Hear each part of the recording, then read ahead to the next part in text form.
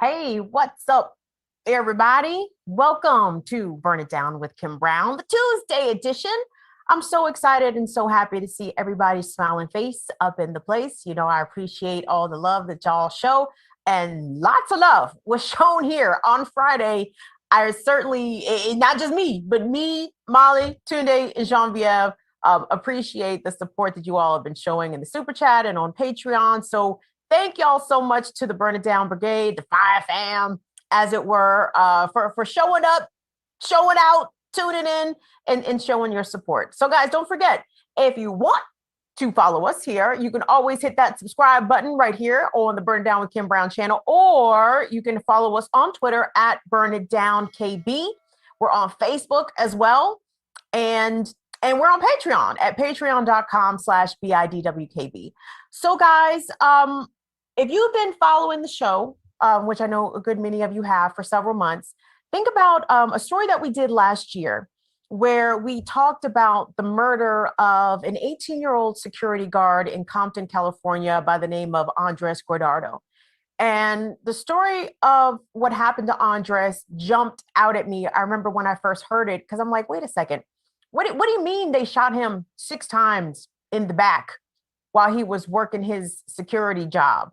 And there was some local investigative reporting around what happened with Andres Guardado, which made me want to follow the story a bit more. Do you guys remember last year we had LA-based journalist Mimo Torres join us to talk about what happened to Andres? Because turns out inside of the Los Angeles Sheriff's Department, where the particular deputies who are alleged to have shot Andres were stationed, there's gangs. I'm talking about gangs of the cops. The cops are in a gang. The sheriff's deputies are in a gang. This particular gang was called the Executioners. And again, the case with Andres Guardado is still open. There's still an investigation pending. But an interesting part that came out of what happened to Andres was that there was a whistleblower out of this particular sheriff's deputy station. His name, I believe, was Art Gonzalez. And we actually played some of his deposition testimony where he not only acknowledged the existence of this gang, the Executioners, but claimed that Andres Guardado's murder was part of an initiation, was an opportunity for other sheriff's deputies to be initiated into this gang by killing an innocent person. I want us to take a peek, if we could, at some of that deposition testimony that happened last year. And like I said, we spoke with Mimo Torres, and I'm going to play a clip from when we spoke with Mimo as well. But as part of the investigation, some of the deputies who have alleged to have been part of Andres' shooting have left the country. I mean, it's crazy shit, y'all. For real. Tunde, if we could please, can we please take a look at the video clip? And it's going to start off with Deputy, I believe, Art Gonzalez giving his deposition testimony about the existence of this gang and what role this sheriff deputy's gang played in the murder of Andres Guardado. Tunde, if we could take a look at that, please. How about this latest shooting of Andres Guardado?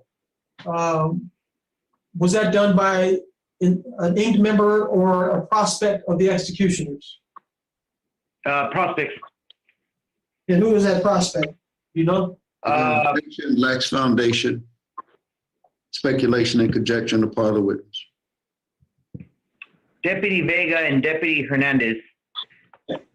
And again, this is common knowledge where they'll say they see a person running with a gun, but then there's never a gun recovered. But then, you know, there's also, in order to apprehend that suspect, there's force involved. Memo, let me get your take on that, because Deputy Vega is the one who has left the country. Is that accurate?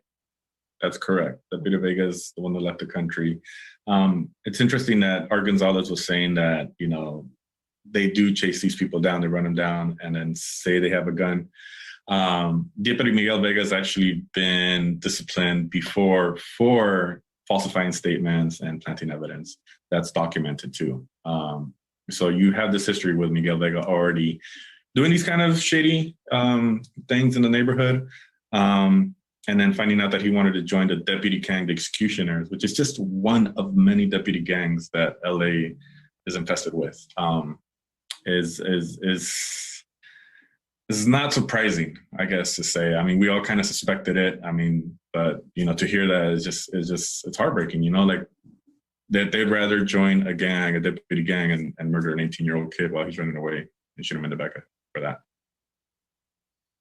Well, now there's a new investigative series that has been published by Knock LA, which is a journalism project offshoot from Ground Game LA, which is organizing Los Angeles block by block. And the name of this investigative series is called A Tradition of Violence.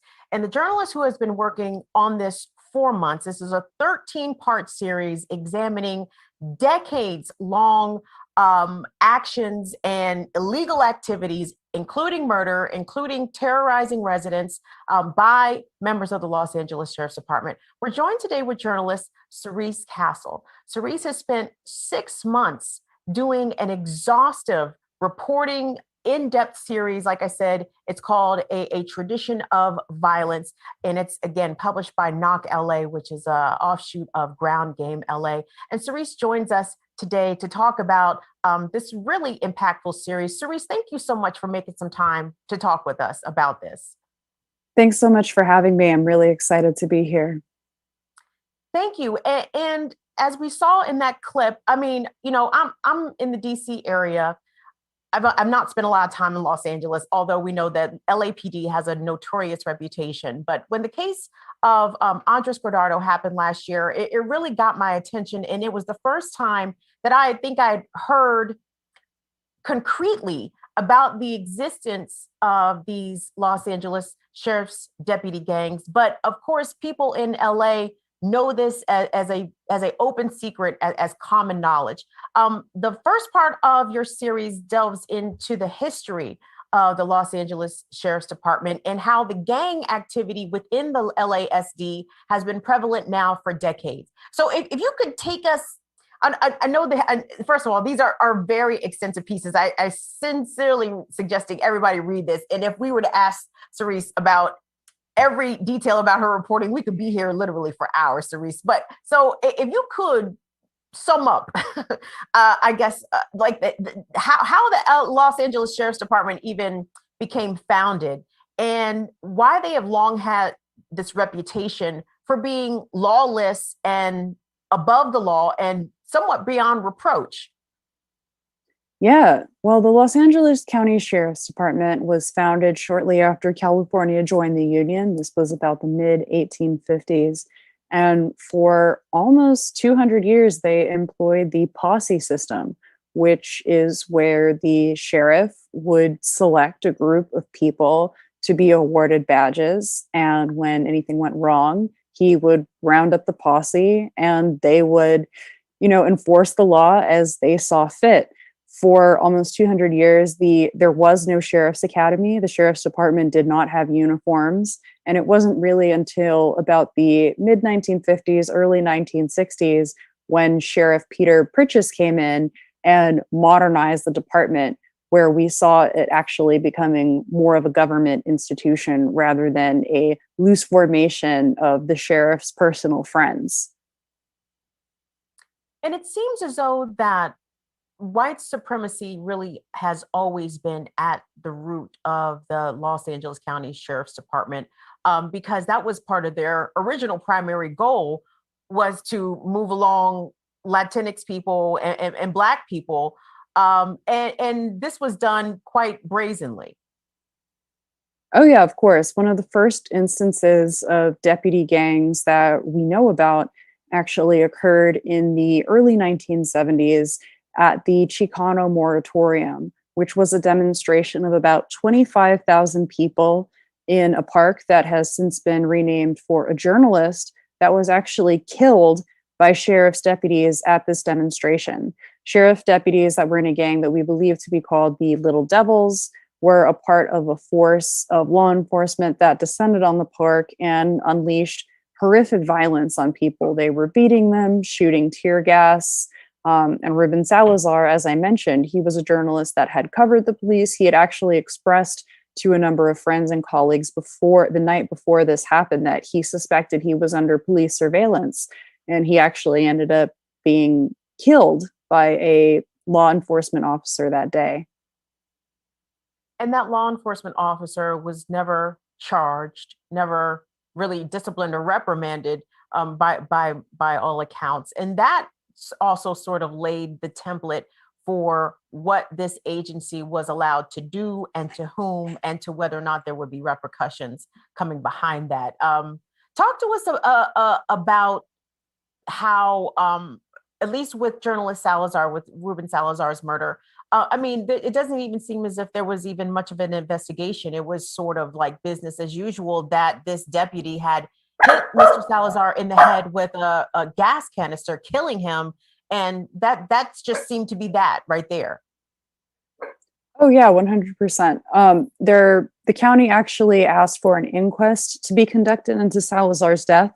That's a judicial proceeding where a judge reviews evidence, and it's supposed to be sort of an independent review into what caused someone to perish.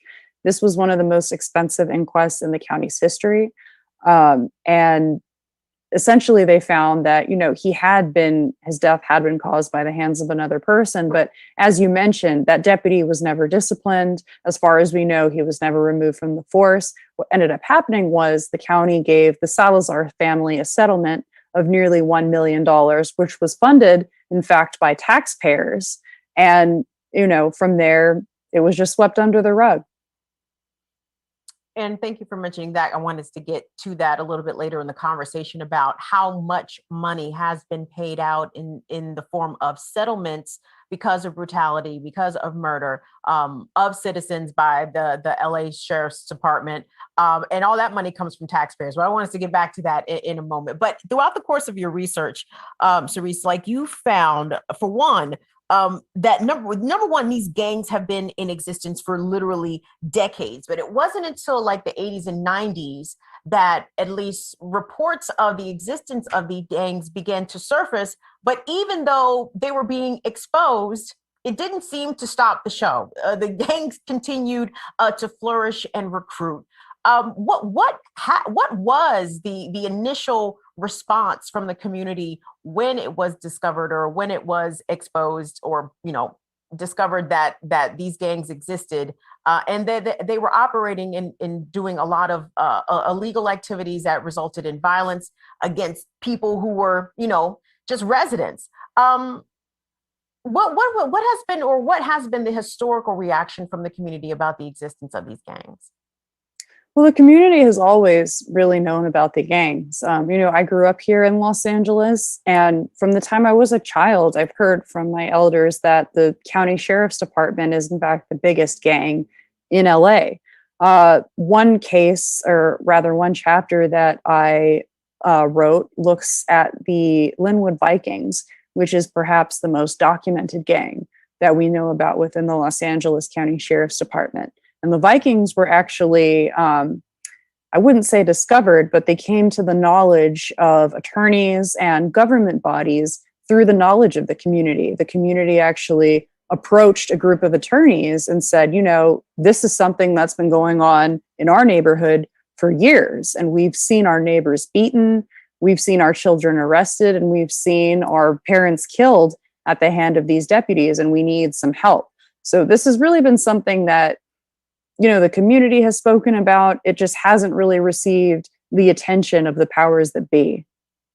And speaking of the powers that be, part of your reporting that talks about how there are elected members of the public bodies in Los Angeles that are aware of the existence of these gangs. As we saw in the clip there has been at least one whistleblower, several, from what I can understand, who have talked openly about the presence of these gangs and the type of harms that they inflict in the community. Has there been, from your research, I mean, what politicians have come out opposed to these gangs, or is it not politically expedient to do so given the amount of political power that law enforcement in Los Angeles wields in general?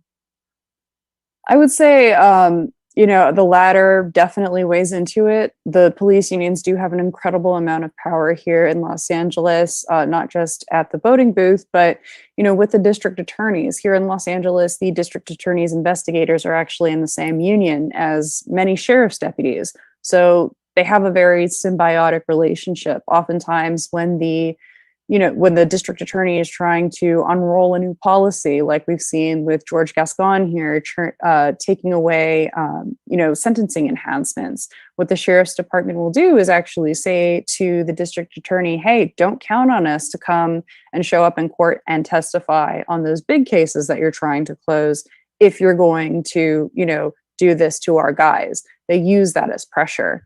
A lot really goes into keeping these systems up. Our board of supervisors, many of them have sat on the board for years, whilst these lawsuits have been filed and been, brought actually to the board of supervisors. When settlement time comes, they have to sign off on it. So many of the people in power have been party to this for decades even. And now that it's been in the news, some of them have said, gangs are bad and they don't have a place in the department. But the thing about that is they really don't have much power to actually enforce anything because the sheriff really has control of his department. The board of supervisors controls his budget, but it's ultimately the sheriff that decides how the department will conduct itself. And that sheriff is Alex Villanueva, who holds it from way here in DC. It looks like Villanueva could pretty much do whatever he wants in Los Angeles. And who gonna check him, boo? Nobody is apparently going to stop Alex Villanueva from doing too much. And from what I understand, it is speculated that he himself is a member of a gang. I want to say the banditos, but I'm not 100% sure about that. But there has been open speculation about why, for example, the sheriff won't reveal like parts of his arm or parts of his sleeve, because again, it's theorized that he has gang ink himself. And, part of your reporting also, Cerise, discovered that many, or at least some of these known gang members from the Los Angeles Sheriff's Department have ascended to very high heights within the department. Can you talk to us about that? Yeah, Villanueva, I think, is a perfect example of that. It's been speculated by many people that he himself is a member of the deputy gang. He actually said at a board of supervisors meeting that I believe his direct quote was, "We are all cavemen," when he was talking about, participating in gangs during his time at the East Los Angeles Sheriff's Department. But what I've heard from people that are very close to Villanueva is that he was always sort of seen as a nerd, if you will, too nerdy to join the deputy gangs. And what's interesting to me is that he sort of was a dark horse in the 2018 election here. Sheriff McDonnell, who was elected after Lee Baca, who was our sheriff, who was actually convicted of federal obstruction, which was another story related to the gangs. McDonnell was expected to win, and Villanueva sort of upset him. And what's unusual about that is it's believed and speculated by many people that he was sort of able to rally the gangs around him and use that to sort of propel himself to the top. McDonnell had been very vocal about the gangs and had even gone so far to remove this notorious smoking patio that had been used by Under Sheriff Paul Tanaka, who is also currently in federal prison because of obstruction of justice, into a federal investigation into the jails. Tanaka had this secret smoking patio where if you were a member of his gang or gave him $500, he would give you a challenge coin and you could enjoy a cigar with him on this patio. And McDonnell got rid of stuff like that. And it wasn't, a lot of rank and file deputies didn't like it because these gangs have so much power in the people that are out on the street, in the people that are scheduling, in the people that are even in the internal affairs office. That's all gang members. So when McDonnell was coming out as a reformer and getting rid of this stuff, they didn't want him around anymore. And it's believed that Villanueva was able to rally those troops and get himself into the office of top cop. That's terrifying. That is just disturbing information all around, Cerise. And we are talking about straight up gangs here, cops or otherwise. So without a doubt, there are initiations to gain entrance to such gangs. So what are some of, I guess, any of the initiation criteria that you were familiar with? But I know that there are some specific egregious cases of when people have actually been murdered by some of these sheriff's deputies in order to gain entrance to the gang. Yeah, I think that to get into the gang, it can be any number of things, but the commonality there is that you're doing something illegal. That can be lying on a report, that can be planting evidence, that can be stopping, racially profiling people and stopping them at a stop and then fudging that paperwork to boost arrest numbers for your station. Or it can be, as you said, straight up murdering somebody. You spoke at the top about the case of Andres Guardado, and it's believed that the deputies who killed him actually did that in order to join the Compton Executioners. I've reviewed several cases where it appears that the deputies killed someone in order to gain favor in the gang. One case that I think is particularly egregious is the case of Gilberto Gutierrez. He was a man who was stopped by two prospects for a gang called the Spartans. And they stopped him for being under the suspicion, or rather for being under the suspicion of being under the influence of drugs, which is not a crime. It's not a crime to, potentially be high in public. Public intoxication is one thing, but you kind of have to be, aggravating people and doing a little more. It's not really a crime for a cop to think that you're high, right? So they stopped him and they arrested him and they took him into custody. And while he was in custody, he started having chest pain, he started having a medical emergency. So they took him to the hospital. And while he was handcuffed to the bed, Mr. Gutierrez was shot in the head at point blank range by a deputy. And less than 6 months after that incident occurred, these deputies were given tattoos for the Spartans, and they became full-fledged members of the gang.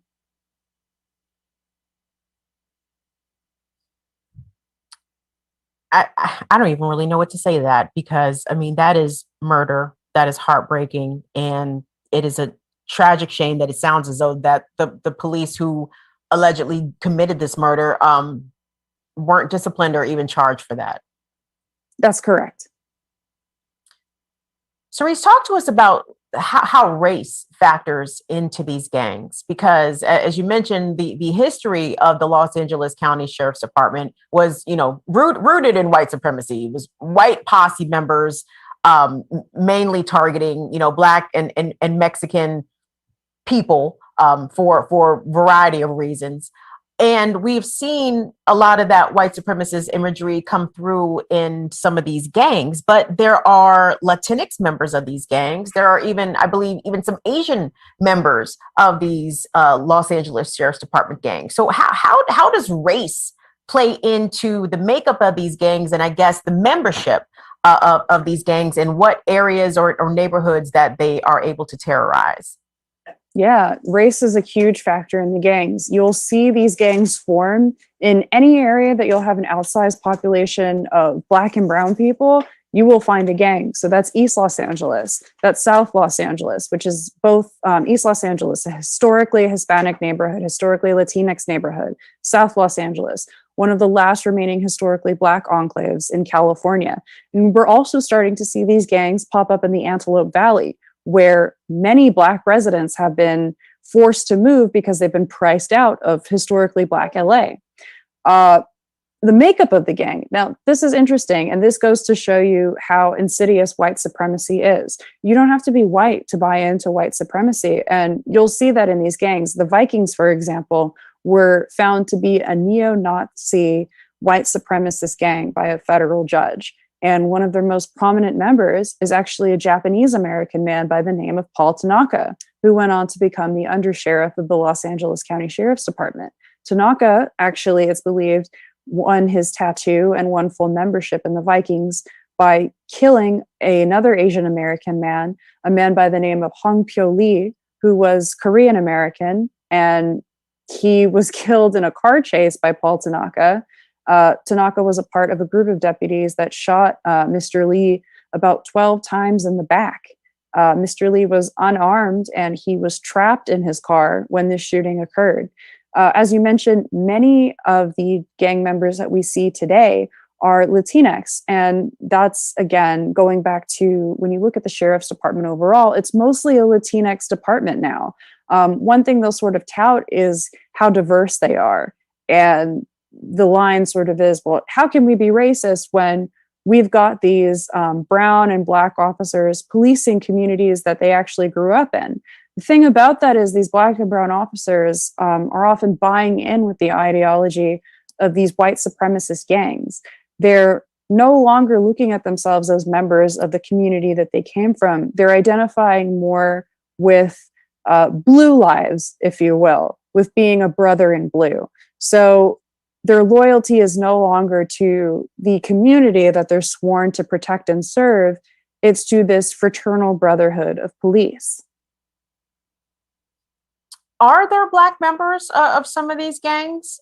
Yes, the Vikings, the white supremacist neo-Nazi gang that I was telling you about, has several Black members. That you're blowing my mind here, Cerise. I mean, you are blowing me away. And not to say, I mean, of course, we know that non-white people can participate actively in white supremacy, but it is still disappointing to hear that there are Black members of a neo-Nazi sheriff's deputy gang in Los Angeles.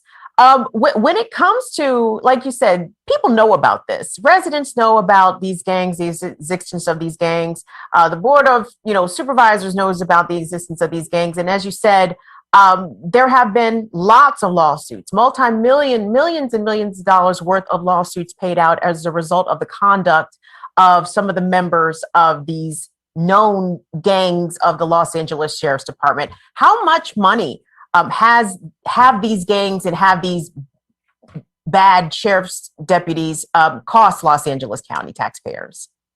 That's a very hard question to answer, Kim. From my research, I found at least 100 million, and that's just settlements alone. So one thing that people often don't realize is that when you read in the paper, like, oh, okay, this man was killed by the police and his family was awarded $10 million.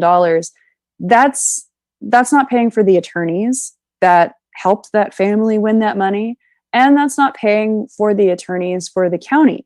All of that needs to be paid for. And the people that end up picking up that bill are the taxpayers. None of that money is coming out of the sheriff's department budget. None of that money is coming out of the paychecks of the people that actually, killed the person. They get to walk away with a full budget and a full paycheck and a full pension. The county and the taxpayers are funding all of that. Cerise, you said on Twitter that you spent 6 months researching this investigative series, which again, it is 100% worth reading. I think you guys are right. Are you on episode number 8 or not episode, but piece number 8 or 9? I think we're not all the way to 13 yet. We actually extended it to 17 just because of a deluge of information that I was given as we started releasing series. I was reached out to by additional families that have been terrorized by deputies. And I've actually heard from deputies themselves that have been either pushed out of the department or are currently fighting for their jobs. And they have been ganged up by these deputies by these gang deputies rather, for trying to do the right thing and blow the whistle. And you know whose name just popped into my head? Chris Dorner. I know Chris Dorner was police. I can't remember if he was LAPD or LAPD. Yes. Yes. Well, that's a whole nother conversation. I do want to have a conversation about Chris Dorner, but I wanted to talk to you about, what has this process been like for you as a journalist trying to report upon this? Because some of this information is public. some of this information is not public. And a lot of these law enforcement agencies who are doing illegal activities or, just not doing right by the community, period, I mean, go to great lengths to try to conceal some of their activities. But in other cases, they are quite blatant. So how were you able to amass all of this information and compile it in a way that, number one, is just very brilliant with the way it's presented. But what was your process like trying to accumulate all of this and figure out the best way to give it to us? Yeah, so gosh, it was a lot of trial and error, I would say. Initially, the process got started because I myself was a victim of police violence when I was out covering the George Floyd protests in Los Angeles. I was actually hit with a less than lethal munition that put me on bed rest for an extended amount of time. Most of the time that I was reporting this series, actually, I was unable to walk or really do much of anything. So I started filing CPRA requests. Shortly after George Floyd died, Andres Guardado, who you mentioned at the top, was killed by what we suspect to be deputy gang members. So I was sitting on my couch hearing about this, and I was, incensed. And I figured, it's about time someone investigate these deputy gangs. It had been something that had intrigued me quite literally since childhood, but there was nothing really documenting them or laying out the history of them. So I figured, why not write it myself? So I started filing these Public Record Act requests, and I struck gold when I discovered the county actually keeps a list of litigation related to these deputy gangs. And I was blown away by that. And I took that list and I figured this would be a great starting point. And I dug up all the documents and records that I could on all of those cases. And in the course of doing that, I discovered that a lot of those deputies had other incidents of force that resulted in other civil lawsuits. And I went after those cases. And in doing that, I think we found, over 60 cases now. We found over 1,100 deputies, 1,100 out of 10,000 deputies that are involved in deputy gangs, and over $100 million spent by taxpayers. That's an insane number. I mean, I can't imagine. Everybody watching, y'all, over 1,000 police are members of specific gangs, not just the overall gang of being part of law enforcement, but more specific gangs. That is stunning. So Cerise, like I said, you're kind of blowing me away with some of this information. So out of, the police that you were able to find records on who have had lawsuits connected to brutality or otherwise, I mean, were any of them fired? Have you been able to establish that there is a pattern of non-discipline for these specific officers for their patterns of misconduct and illegal behavior? Yeah, 9 times out of 10, they aren't disciplined. And the interesting thing that I found is in cases where they are disciplined or even fired, they are able to appeal that decision and actually win their badges back. One case in particular that I think really exemplifies that is the case of a man by the name of Karen Mendoyan. Karen Mendoyan was fired from the West Hollywood station, he was fired from the gang suppression unit because he was a domestic abuser. There were several cases where he attacked his girlfriend, he hit his girlfriend, and she's another deputy, and she made a complaint to the department saying that, I am being abused by this deputy and something needs to be done about it. And in a very rare decision, because domestic abuse with sheriff's deputies, this is another thing I'll mention, is the department tracks all of this. They track this data and it's all anonymized and it's all public record. And most of the time when these deputies are accused of domestic violence, nothing happens. They're allowed to continue working and it doesn't go beyond a letter to their captain. That's the extent of the discipline for a domestic violence situation. Mandoyan was different because the deputy who was being abused, she actually took videos of when it was happening. And these videos were sent to the department and they were reviewed by the people reviewing Mandoyan's case. And they said, this is too much. We can't have this guy on staff. He's a liability. And he was terminated. Once he was terminated, he went to work for the campaign of a man named Alex Villanueva. And Alex Villanueva ended up winning the election to become sheriff. And before Alex Villanueva was sworn into office, he had an aide of his send an email to the chief of staff of the sitting sheriff asking her to reinstate Mr. Mandoyan. There's a process for that to happen that I just mentioned, where they can appeal and go to a panel and have a hearing, and a decision is made by a group of people. That wasn't done in this case. What Villanueva did was he set up a new panel, which would be sat on by his undersheriff, who is a tattooed member of a deputy gang. And that panel would approve deputies that had been fired. They would look at their cases, and this Truth and Reconciliation panel, as it was called, would decide whether or not the deputies would be reinstated. This panel was created after Karen Mandoyan was given his badge, his uniform, his gun, a patrol car, and even a personal car to use, paid for by the county.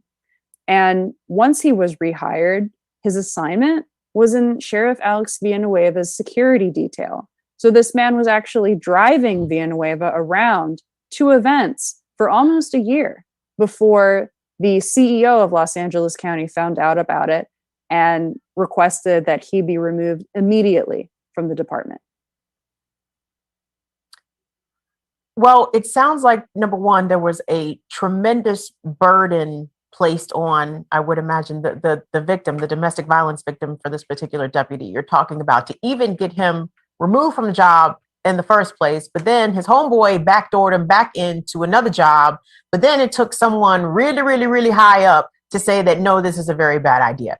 But that kind of leads me to my next question here, Cerise. I mean, in terms of oversight, I'm just trying to put myself in the shoes of Angelenos who live in this city, who live in this county every day, knowing that there are 1,100 gang members who get to wear a badge, who get to drive, a county sheriff's deputy car and have all the power and authority over you.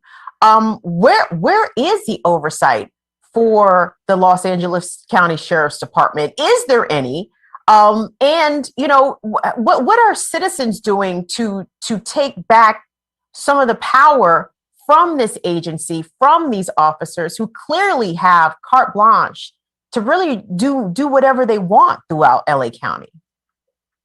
Yeah, well, honestly, the sad thing about it is there really isn't much oversight of the Sheriff's Department. We do have the Civilian Oversight Commission, which is a body of about 5 people that are selected by the Board of Supervisors to monitor the Sheriff's Department. They have subpoena power, but the thing about it is our current sheriff, Alex Villanueva, he does not believe that he is subject to those subpoenas. He believes he does not have to respond to them. So he does not come to the meetings with the Civilian Oversight Commission. He does not turn over documents that they've requested. And he also has a very contentious relationship with the Board of Supervisors, as well as the Office of the Inspector General for the County of Los Angeles, who investigates things. He just won't respond to them. He believes that he is autonomous, essentially. So as far as oversight, sadly, it's not much.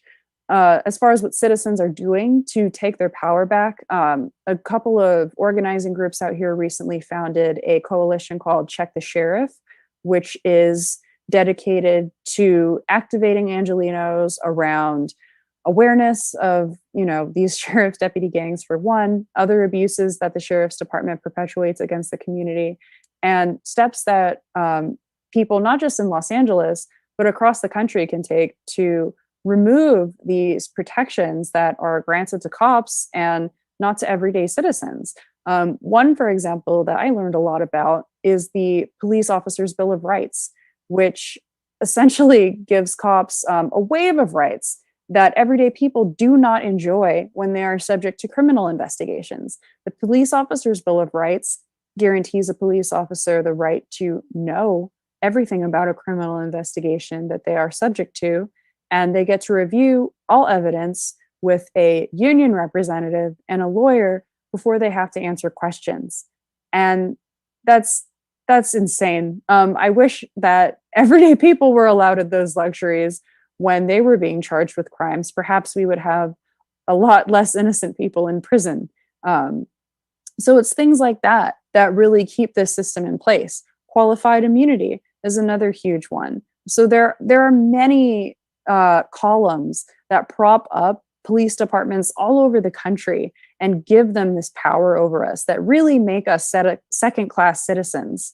And, you know, I hope that this series will encourage people to get involved with that and, you know, give us all an equal playing field. Thank you for bringing up the Law Enforcement Officers Bill of Rights. It's something that we've covered here on Burn It Down with Kim Brown. In fact, in the state of Maryland, where I am, there are a number of bills pending now that would effectually gut the LEOBR. And of course, the police are pushing back against that quite a bit, as you can imagine. But Cerise, I'm curious, you know, how has the defund the police / abolish the police movement, how has it affected the Los Angeles Sheriff's Department? I would imagine that they are against it, as are most law enforcement departments. But you know, that is an area where people can exert their power, at least through their elected officials. Like if you guys, not you specifically, but meaning that if the people in charge are not going to rein in these gang member deputies, then one way they can be reined in is via their budget, via the purse strings. Are there pushes there to specifically cut the budgets of the LASD? Oh, yes, there is a very robust push to not only defund, but abolish the Los Angeles County Sheriff's Department. However, as I earlier mentioned, a lot of the members of our Board of Supervisors have been sitting on the board for a long amount of time, and they've been aware and almost party to many of these issues. So I think that many activists in that sphere are not too optimistic when it comes to pushing those people one way or the other. We recently had a new member elected to our Board of Supervisors. Her name is Holly Mitchell. She previously served in the California state legislature. I think there's a lot of hope around her sort of coming in and cleaning things up. I know that several of the organizations that I mentioned before that are tapped in with making some changes in the Sheriff's Department have been very engaged with her and bringing her into conversations to make these changes and cut the budget. As far as changes to the Sheriff's budget, over the past year, it's been very minimal. Their budget, I believe, is $6 billion. And the cuts that have been made have not made any difference that would change it from me saying to you $6 billion. Jesus, $6 billion. That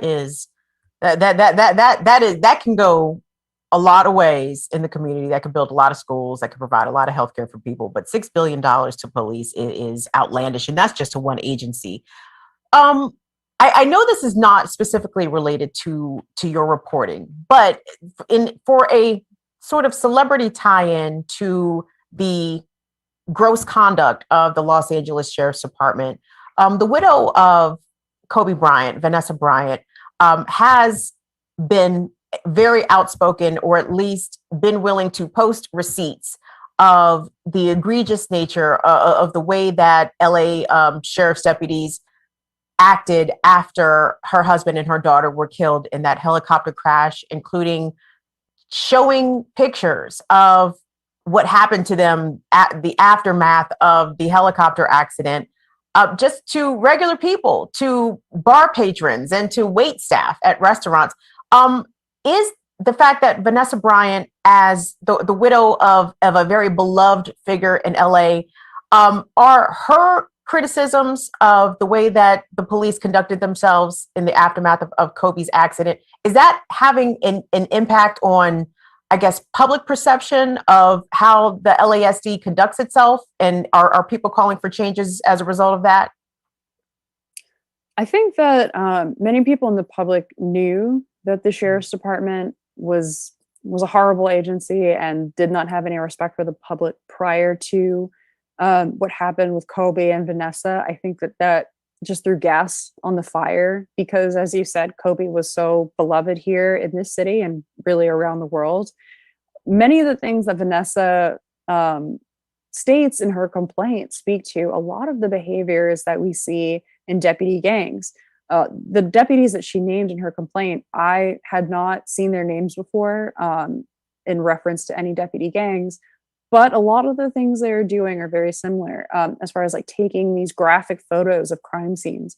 We see deputy gangs do that too, sharing them amongst their friends and people. We share that too. One of the cases that I wrote about, it's a very similar situation. There were photos of a dead body going around between gang members, sort of as a badge of a job well done.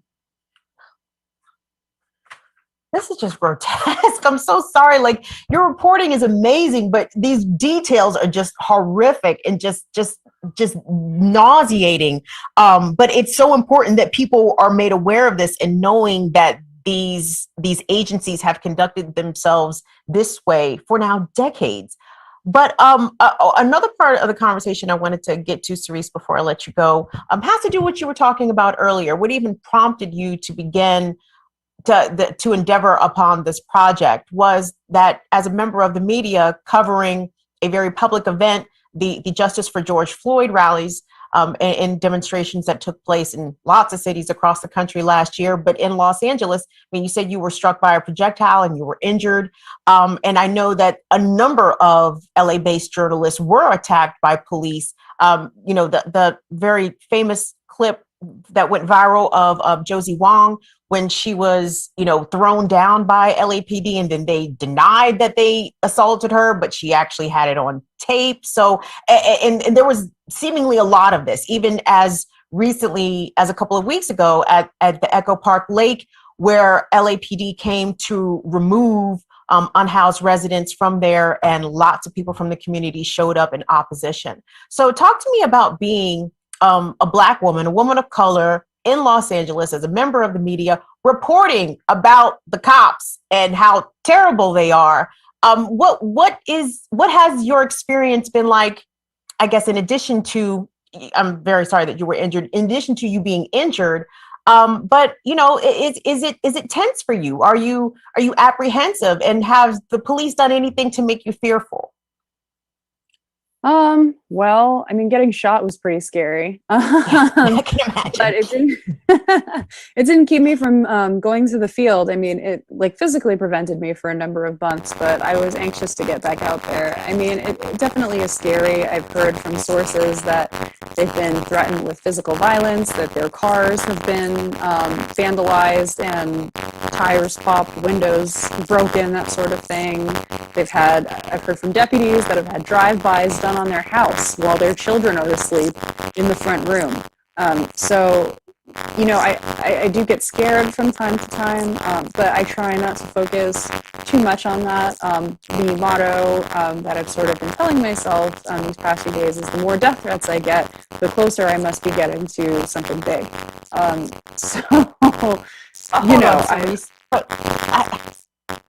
I hear you. I don't want you to be casual about that, though. You know what I mean? And I'm not suggesting that you are, but if you're getting death threats, I mean, that's not a little thing, considering who you're reporting about and what you're reporting about. Like, what is your, not to be all in your business, but I'm about to say, like, what does your family think? I mean, like, how are you making sure, how are you taking steps to protect yourself? Actually, I don't even want you to answer that question, because whatever steps you're taking to protect yourself, I want those to remain between you and you. But I mean, what kind of feelings does this give you? I mean, if people are threatening your life for you basically doing your Ida B. Wells in the 21st century, to shed a light of exposure upon the injustices and the violence that police are committing against our communities. I mean, how do you feel about that? gosh, I don't know if I've even really processed it all the way. I got into writing this series because I wanted to do something for the community. I saw that something was lacking. I mean, this is something that I've wanted to read about since I was a kid. So that means there are probably other Cerises out there that are just as curious. And that's really why I did this, is for the community. I wasn't really thinking so much about, any harm that may come to me or my loved ones, or, any danger that may come. That wasn't really front of mind. It was really, thinking of this as an act of public service. I've spoken to my family since I've received death threats, and they're all very supportive of me. They're proud of what I did, which is great. I mean, I couldn't really ask for anything other than that. And if anything does happen to me, I think that I've made enough noise now that people will know why. Well, I just can't overstate like how good this series is. And the fact that you have now had to extend this series from 13 parts to 17 parts really says a lot. I'm very glad that people are coming forward with their stories to give more exposure to the way that not only the Los Angeles County Sheriff's Department conducts themselves, but the fact that there are 18 gangs of cops in LA. And I'll just say, we know of 18. I've heard anecdotally about many more, probably at least 30. And as we're closing the series on Wednesday, but I am very committed to going forward and investigating, all 30 of those gangs, because I'm sure that they're very real too, and that other people have been brutalized by them as well. Incredible. Guys, we have been speaking with journalist Cerise Castle. You should please check out her series. Her investigative journalistic series is called A Tradition of Violence, The History of Deputy Gangs in the Los Angeles County Sheriff's Department. It can be found at Knock LA. That's knock.la. Cerise, it speaks volumes to me that Knock LA and you and Knock LA are doing this, and not the Los Angeles Times, but that is a whole other conversation. Happy to come back for that one too.